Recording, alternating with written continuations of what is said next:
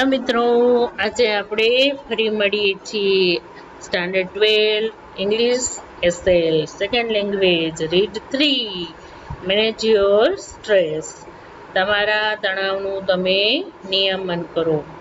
આ પાઠની અંદર રોજબરોજમાં દરેક વ્યક્તિ છે એ કોઈક ને કોઈક બાબતે તણાવ અનુભવ કરતો હોય છે, અને એ તણાવનો અનુભવ શા માટે વ્યક્તિ કરે છે અને એ તણાવનું એ પોતે ખુદ કેવી રીતે નિયમન કરે છે એની આપણને અહીંયા ચર્ચા કરેલી છે.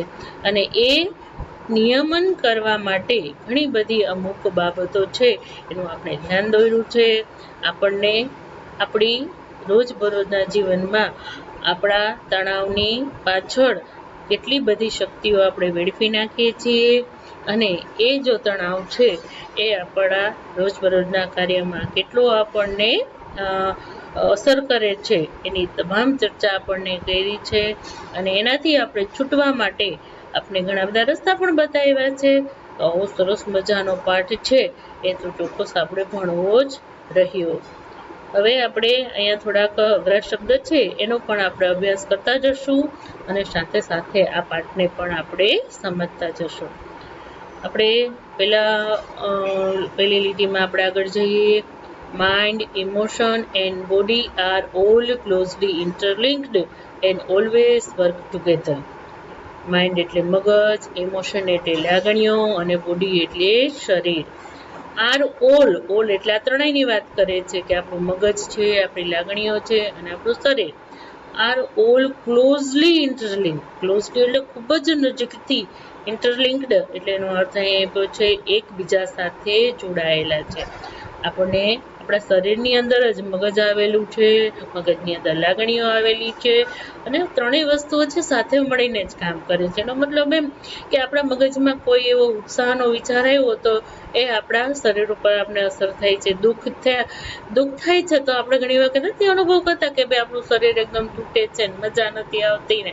ગુસ્સો આવ્યો તો પણ આપણા શરીરમાં ને આપણા આંખો ઉપર ને એ અસર દેખાય છે. અને આપણું શરીરમાં કોઈ તકલીફ હોય તો પણ આપણું મગજ છે નિરાશ થઈ જાય છે, આપણને એ દુઃખ થાય છે, રડવું આવે છે. એટલે ટૂંકમાં આ ત્રણેય વસ્તુઓ છે એકબીજા સાથે જોડાયેલી છે. એન્ડ ઓલવેઝ વર્ક ટુગેધર, અને હંમેશા ભેગા મળીને જ કામ કરે છે. કોઈ એક સાથે એક વ્યક્તિ એક જ પાર્ટ છે એક કામ કરે છે, પરંતુ બને ત્યાં સુધી એ લોકો સાથે મળીને કામ કરે છે. It helps you distinguish them more clearly if you try to understand them separately. It helps you, it એટલે તે, helps you એટલે મદદ કરે છે. Distinguish નો અર્થ અહીંયા આપ્યું છે જુદું પાડવું, એટલે કે જે તમને એ મદદ કરે છે જુદા પાડવા માટે. ધેમ એટલે ત્રણેયને મોર ક્લિયરલી, સ્પષ્ટ રીતે જો તમારે એને જુદા પાડવા હોય તો તમને જુદા પાડવામાં મજા, એને અલગ કરવામાં તમને એ મદદ કરે છે.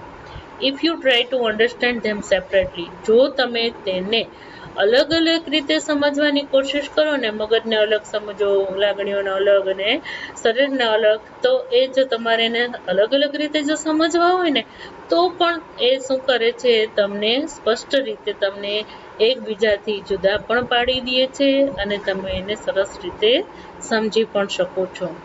યોર મેન્ટલ કેપેસિટીઝ, આપણી માનસિક ક્ષમતાઓ. હવે આપણે પાસે બે પ્રકારની કેપેસિટીઓ હોય છે. આપણે ફિઝિકલ કેપેસિટી અને મેન્ટલ કેપેસિટી. ફિઝિકલ કેપેસિટીથી આપણે ચાલી શકીએ છીએ, દોડી શકીએ છીએ, કોઈ વસ્તુને ઉપાડી શકીએ છીએ, પણ અમુક કામ એવા છે કે જે આપણે મગજની જ શક્તિઓની જરૂર પડે છે, કે જેના માટે આપણે ઇંગ્લિશની અંદર કેનનો ઉપયોગ કરી શકીએ છીએ. I can walk, I can talk, I can dance.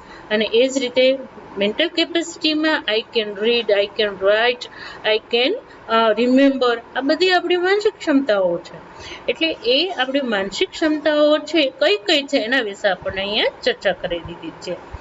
R your abilities to concentrate. હવે આ માનસિક ક્ષમતાઓ છે એને કારણે આપણામાં એક પ્રકારની એબિલિટીઝ એટલે કે કોઈ આવડત કે કૌશલ્ય છે, અથવા તો એક જાતની શક્તિ પણ કહી શકાય, ક્ષમતા. લગભગ બેના અર્થ સરખા જેવા જ થાય છે. તો કોન્સન્ટ્રેટ એટલે કોઈ એક વસ્તુ ઉપર આપણે ધ્યાન કેન્દ્રિત કરી શકીએ છીએ. આપણે કોઈ પણ કાર્ય કરતા હોય ને તો જો આપણે ધ્યાન કેન્દ્રિત કરવું જ પડે, સમજવું પડે, અને તો જ આપણે કામ સરસ રીતે કરી શકાય. શેના હિસાબે આપણે કરી શકીએ છીએ કે આપણા પાસે મગજની એવી શક્તિઓ છે. To take in a new information, કોઈ નવી માહિતી મળી હોય ને તો લેવી હોય ને, અથવા તો આપણને ક્યાંય આજુબાજુથી પ્રાપ્ત થઈ હોય તો તરત જ આપણા મગજ છે આપણે એ લઈ શકીએ છીએ. આપણે એકબીજા વિશે નથી પૂછતા શું થયું ત્યાં એમ કરી અને પછી આપણને જે જણાવે છે એ આપણે બધું યાદ રહી જાય છે આપણને. પછી આપણે બીજાને કહીએ કે જો આ વ્યક્તિ આમ કહેતી હતી અને જો એમાં આ જગ્યાએ એવું બન્યું છે. તો આ શું થઈ, નવી માહિતી લીધી અને આપણા મગજની અંદર એ મગજ છે એ સંગ્રહી શકે છે. એક સંગ્રહવું ને એ પણ એક જાતની કંઈક પ્રકારની એક ક્ષમતા હોય મગજ પાસે, તો જ આપણે નવી માહિતીને આપણે લઈ શકીએ છીએ, મેળવી શકીએ છીએ, અથવા તો એના વિશે આપણે જાણી શકીએ છીએ.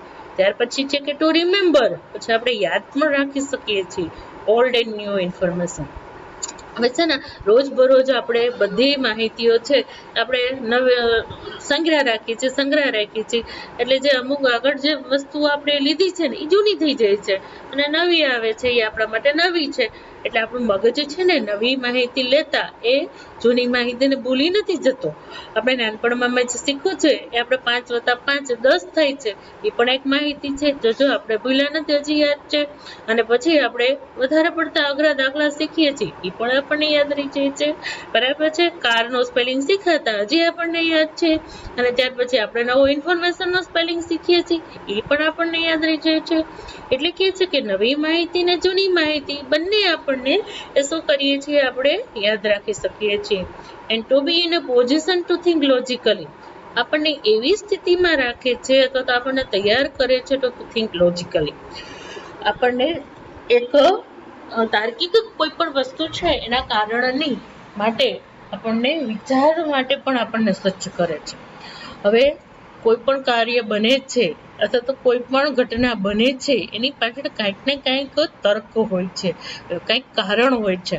હવે દાખલા તરીકે ટીચર આપણને ખીજાણા, તો હવે આપણે ટીચર શું કામ એને ખીજાણા છે, તો કે મેં લેસન નથી કર્યું, કે હું મોડી આવી છું. તો એવું પણ આપણે એની પાછળના કારણ પાછળનો તર્ક લગાડી શકીએ છીએ. કે ભાઈ દાખલા તરીકે 2 + 2 કેમ થાય છે, વૈજ્ઞાનિક કારણ છે. કે ભાઈ ઓક્સિજન અને કાર્બન ડાયોક્સાઇડ ભેગા થયા તો પાણી બને છે, શું છે, તો કે ઈ શા માટે, તો કે એવી એક એની ફોર્મ્યુલા છે. આ શું કરી શકીએ છીએ, આપણે કોઈ પણ ઘટનાની પાછળના તર્કને આપણે સમજી શકીએ છીએ. એ મગજની કેપેસિટી હોય, એની પાસે એવી ક્ષમતા હોય તો આપણે એ પણ કાર્ય કરી શકીએ છીએ. You need your mental capacity in order to study. હવે કે છે યુ નીડ એટલે તમને જરૂર પડે છે, યોર મેન્ટલ કેપેસિટી, તમારે આ મગજને ક્ષમતાની જરૂર પડે છે. કેટલી જગ્યાએ જરૂર પડે છે. ઇન ઓર્ડર ટુ એટલે માટે, સ્ટડી ભણવા માટે જરૂર પડે છે, ટુ વર્ક એટલે કામ કરવા માટે, to impose a constructive and workable order on your life. શું કે છે, તો કે કોઈ ભણવા માટે, હવે જો આપણે આ બધું ભણીએ છીએ તો યાદ રાખવું પડે છે, તો તમે કે મેન્ટલ કેપેસિટી ન હોય તો આપણે ભણી શકીએ નહીં. ટુ વર્ક એટલે કામ કરી શકીએ છીએ, કોઈ પણ બાબત, ખાઈએ છીએ, પીએ છીએ, વાંચીએ છીએ, લઈએ છીએ, ખરીદી કરીએ છીએ, આ બધું કાર્ય છે.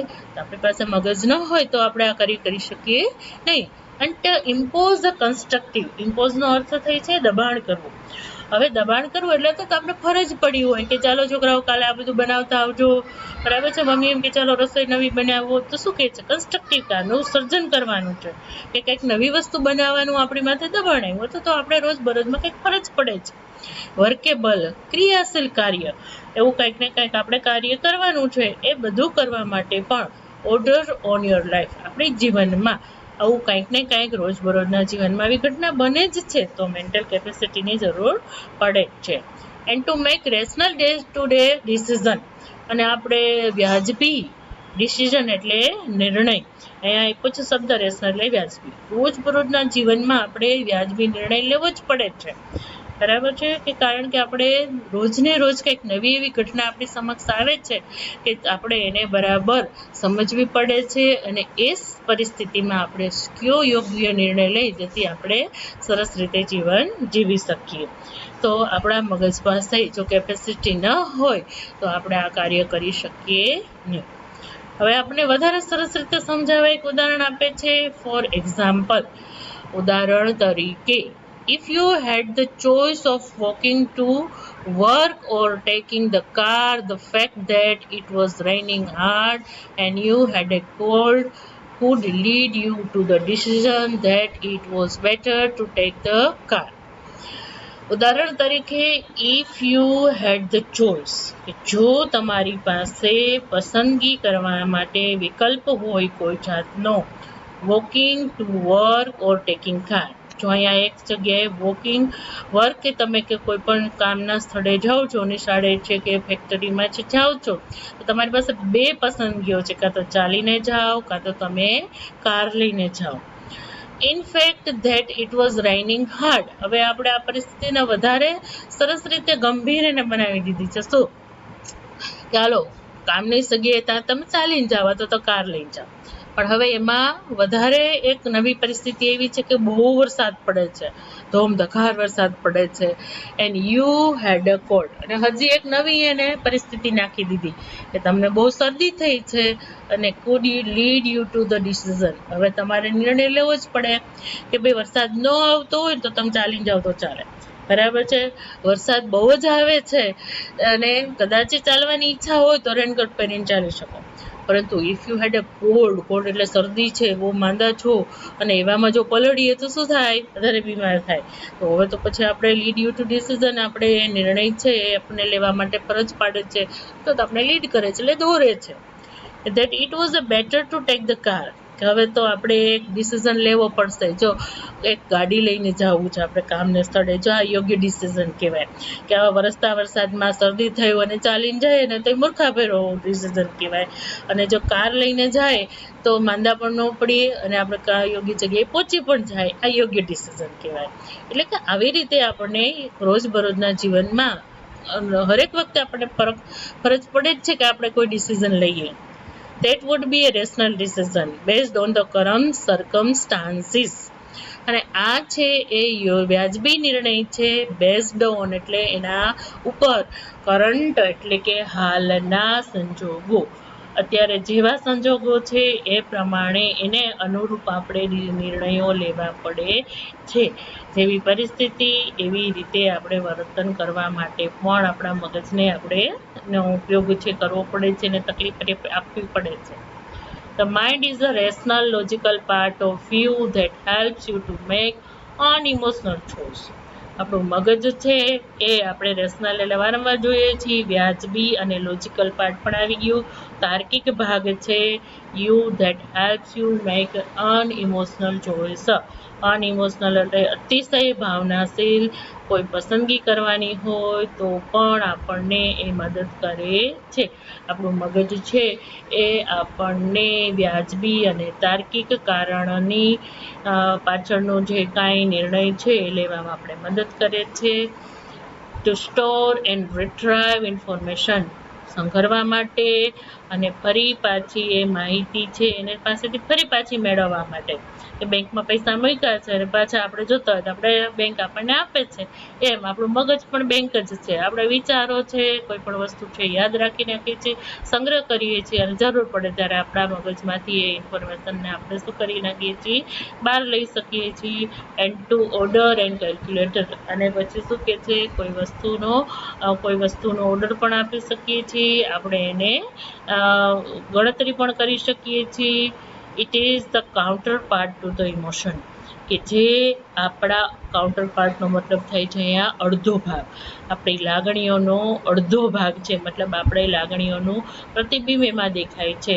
કે જેમ આપણે બેંક પાસે જાય, આપણે કોઈ સ્લીપ ભરી હોય તો આપણને અડધો ભાગ આપે છે કે ભાઈ તમે આ પૈસા જમા કરી ગયા છો, એનો આપણી પાસે સબૂત છે. એટલે કે જે કાંઈ આપણી લાગણીઓ છે એનો પડઘો છે એ આપણા આ મગજની અંદર આપણને દેખાય છે.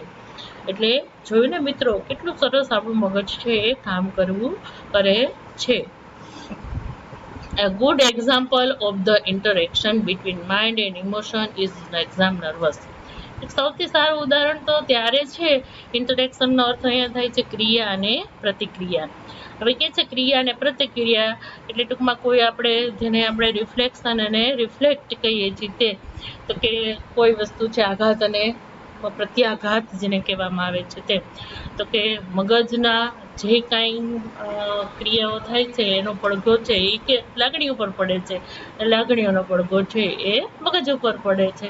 એનું સૌથી સારું ઉદાહરણ છે ને એ આપણને પરીક્ષામાં જ્યારે આપણે એક્ઝામ નર્વસ થાય છે, વાંચી લીધું હોય છે, પરીક્ષા દેવા જાય છે ત્યારે આપણને આ ખાસ બે વચ્ચેની ક્રિયા પ્રતિક્રિયાનો બહુ સારું ઉદાહરણ છે. એ આપણે પરીક્ષા માટે જ્યારે ચિંતિત કે બેચેન થઈ જાય છે તે કહે છે. Your mental capacity has helped you to retain what you have revised. You know your stuff. Your mental capacity, તમારી માનસિક જે ક્ષમતા છે, has helped you, તમને મદદ કરે છે. retain એટલે રાખે છે આપણી પાસે, અથવા તો સંગ્રહી રાખે છે. what you have revised, કે તમે જે વસ્તુઓ જે તમારી પાસે વાંચી છે, પાકું કરી છે.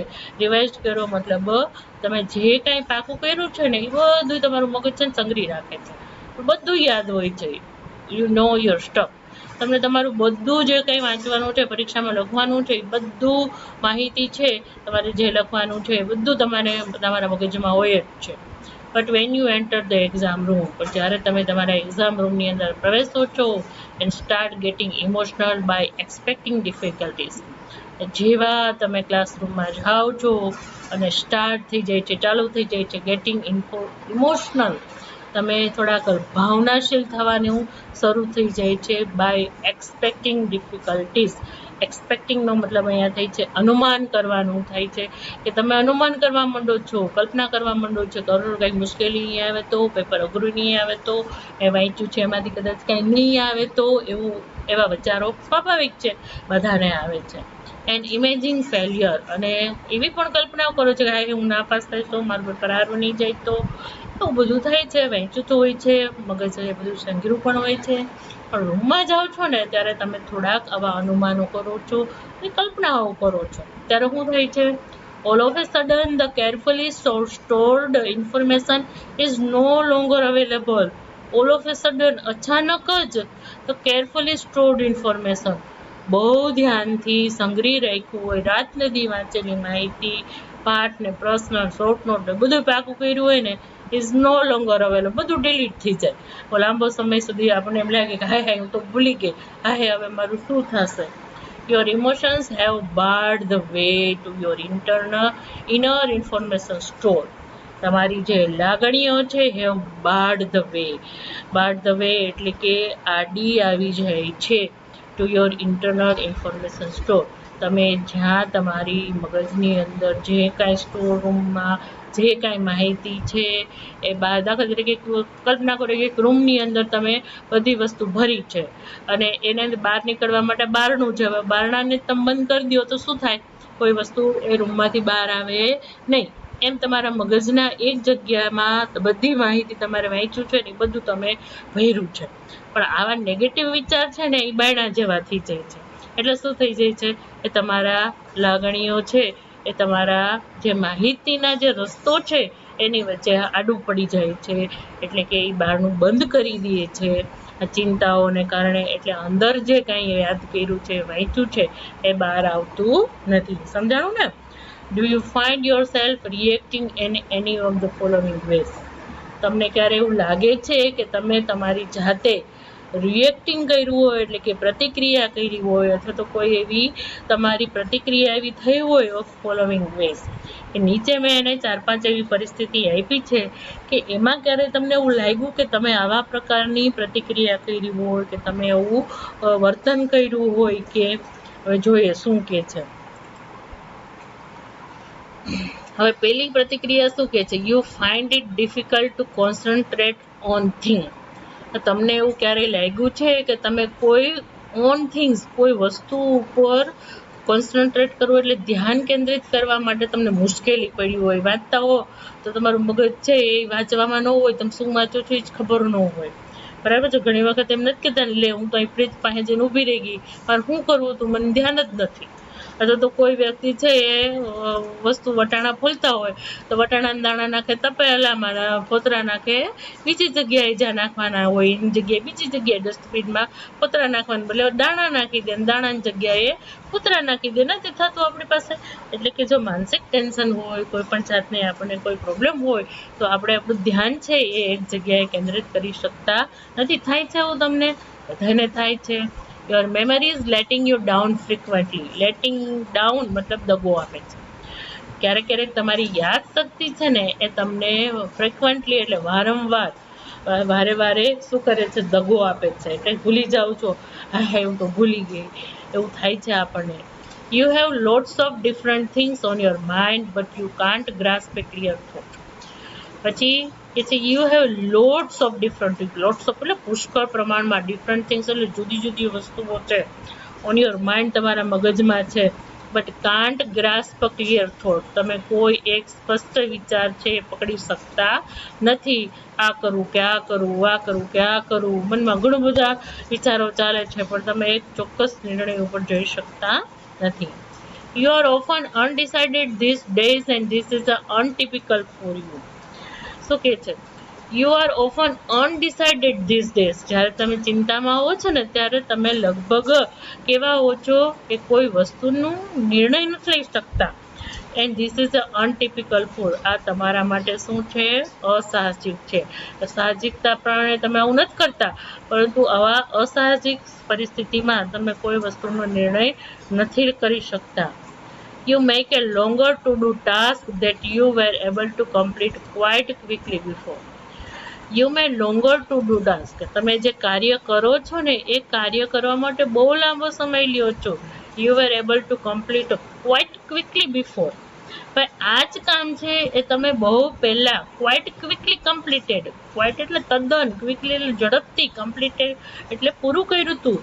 હવે એક વસ્તુ છે તમને એ દાખલો કરતા તમને 5 મિનિટ થતી હોય છે પણ આજે એ જ દાખલો કરતા તમને 10, 15, 20 મિનિટ કે 25 મિનિટ થાય છે. તમે ગૂંચવાઈ જાઓ છો, બરાબર છે? એટલે કે એક કામ કરતા તમને ગઈકાલે અથવા તો થોડાક સમય પહેલા બહુ ઝડપથી તમે ચૂટકીમાં કરી દીધું હતું પણ આજે એના માટે તમે ગાંગા થાવ છો. એવું થાય છે તમારી પાસે, તમારી સાથે એવું થાય છે. You start lot of things but don't finish anything. ઘણી બધી વસ્તુઓ તમે શરૂ કરો છો but you don't finish any. પણ કોઈ કામ તમે પૂરું કરતા નથી. ઘણી કયા તમે ઇંગ્લિશ લઈને બેસો છો, વાંચો છો તો એ પૂરું નથી થતું. ગુજરાતી ઘડીક લ્યો, ઘડીક તમે વિજ્ઞાન લ્યો, ઘડીક ગણિત લ્યો, પણ પછી તમે એમાંથી કાંઈ એક વસ્તુ છે એ પૂરી કરતા નથી. ઘણું બધું શરૂ કરો છો પણ કોઈ વસ્તુ પૂરી કરતા નથી. ઇફ યુ યસ, જો આમાંથી કોઈ પણ એક પરિસ્થિતિમાં તમે એમ કહેતા હો કે હા મારી સાથે એવું થાય છે, then it gives a sign of mental stress. તો એ તમને તમારા માનસિક તણાવની નિશાની છે કે તમને માનસિક ટેન્શન છે. પ્રેઝન્ટ ઇન યુ, તમારામાં માનસિક તણાવ છે એવું એની હાજરી છે. The better you deal with the stress, the better you deal with the stress, the less your mental capacity will be affected. હવે જો તમારે મેન્ટલ કેપેસિટી એટલે કે માનસિક ક્ષમતાને જો તમારે ઉપર ઓછી અસર કરવી હોય ને આ તણાવની, તો પહેલાં તો તમારે શું કરવું પડે? Better you deal with the stress. તમારે આ સ્ટ્રેસને ખતમ કરી નાખવું પડે. એની સાથે તમારે એની ઉપર તમારે બહુ સરસ રીતે કામ કરવું પડે કે આ સ્ટ્રેસ ઘટાડશો તો તમારી માનસિક કેપેસિટી છે એ વધશે, અને જો તમે સ્ટ્રેસ વધારશો તો માનસિક કેપેસિટી ઘટે જ છે. પણ હવે આપણે શું જરૂર છે? માનસિક કેપેસિટીની જરૂર છે. એટલે આપણે આ સ્ટ્રેસ ભાઈને અલવિદા કહેવાના માટે એની જરૂર છે. The following exercise will help you build better stress. હવે નીચે કેટલીક એક્સરસાઇઝો આપી છે જે તમને મદદ કરશે બિલ્ડ બેટર સ્ટ્રેસ રેઝિલિયન્સ. રેઝિલિયન્સનો મતલબ શું થાય છે અહીંયા? નિયમન કરવું. કે નીચેની exercise will help you to build better stress resilience. કે ખૂબ વધારે સરસ રીતે સ્ટ્રેસ ઉપર નિયમન કરવા માટે તમને એ નીચેની એક્સરસાઇઝો તમને ખૂબ મદદ કરશે. એન્ડ રીબેલેન્સ યોર સેલ્ફ, અને તમારું ફરી સંતુલન કરી દેશે. if your mental capacity has already started to suffer due to stress. If your mental capacity, જો તમારી માનસિક ક્ષમતા છે has already started, જો પહેલેથી જ શરૂ થઈ ગઈ છે સફર કરવું એટલે સહન કરવું અથવા તો એની ઉપર અસર પડવા માંડી છે ડ્યુ ટુ સ્ટ્રેસને કારણે તમારા મગજની ક્ષમતાઓ ઉપર તમને અસર પડવા માંડી છે, તો તમારે શું કરવાનું છે કે નીચે ઘણી બધી એક્સરસાઇઝો આપી છે.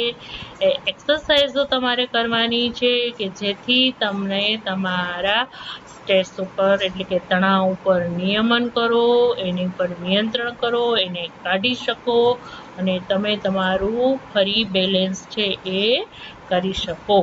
મિત્રો, આજે આપણે આટલો પાઠ શીખ્યા. હજી ઘણું બધો છે એ આપણે નેક્સ્ટ વિડીયામાં આપણે કરીશું. ત્યાં સુધી આ પાઠને સરસ બરાબર સમજજો, ભણજો અને યાદ કરજો. અને જો તમને મારું કામ ગમે તો ચોક્કસ ને ચોક્કસ મારી આ ચેનલને લાઈક કરો, શેર કરો અને સબસ્ક્રાઈબ કરો.